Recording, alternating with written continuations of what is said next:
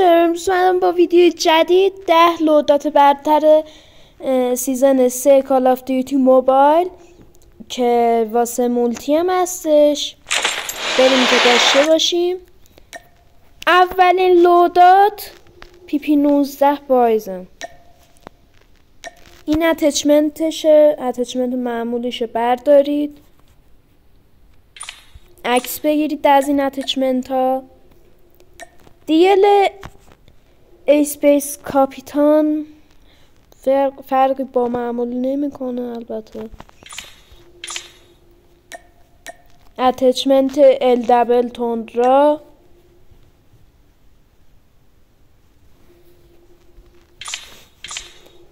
اتچمنت یوزی،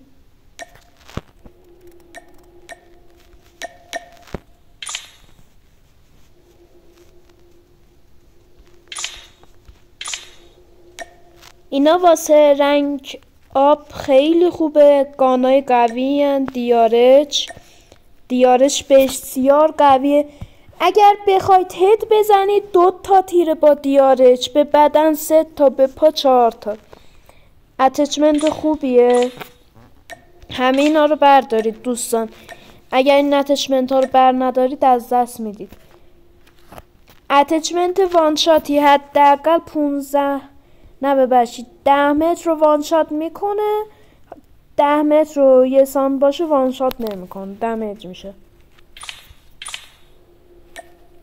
تایپ 25 که شاید بعضیاتون بگید تایپ 25 اصلا به درد نمیخوره، نه تو بتل نه تو مولتی، ولی نه، این سیزن بسیار باف شده و اینکه تو لودات بذارید خیلی خوبه.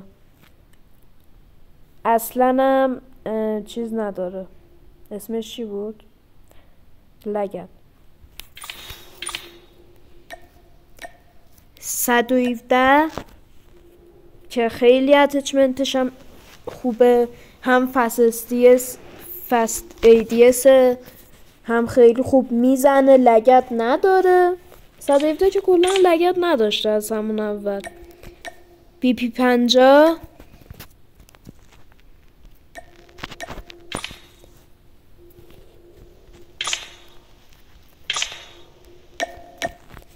CRA Max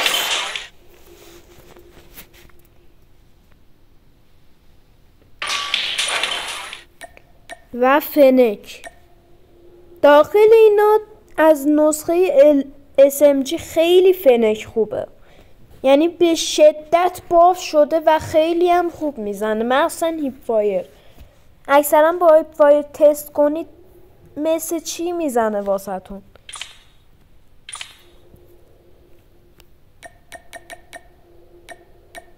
پس این بود 10 لودات برتر که راحت میتونید تو سیزن 3 رنک مولتیتون رو لجند کنید.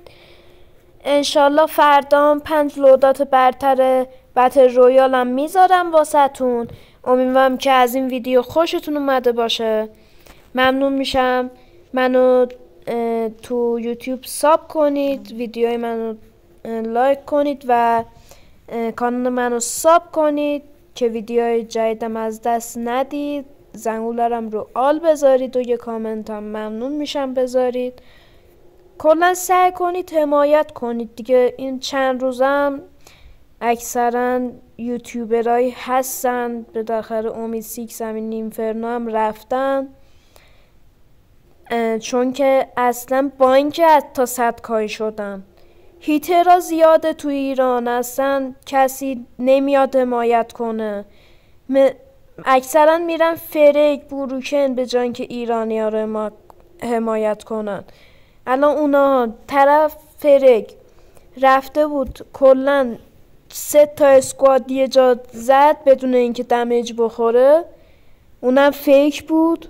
به قول طرف که میگه میایم محمدا رو تکثیر میکنیم، اون کار رو کرد. فرک ویو گرفت، لایک گرفت، بروکن یه دونه ایرانی جلوش میفته، یک میفته جلوش میزنه، بیشتر از ایرانی ها حمایت میشه. درسته بروکن بالاخره بازیکن خوبیه، ولی اصلا خوب نیست مثلا بری پلیرهای خارجی رو حمایت کنی جا اینکه بیای هموطن تو حمایت کنی. آدیوس.